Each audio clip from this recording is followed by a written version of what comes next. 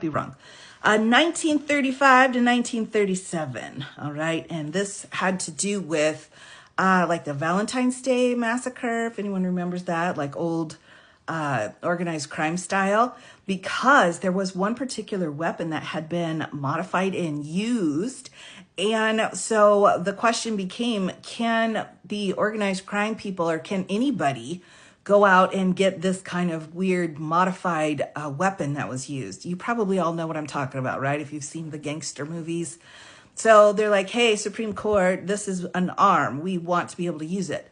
The Supreme Court came in and said, first of all, no, but they set precedent here in 1935 or 37, and they said that the Second Amendment only applies to the federal government, not to the states.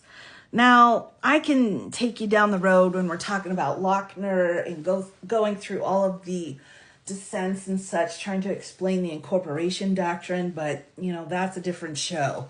But what I will say is that in order for any amendment before the Civil War to click into place, it had to be in front of the Supreme Court and approved. So the Supreme Court said you have a Second Amendment right if you are talking about the federal government. If you're talking about a state, no, you don't. And that was good law.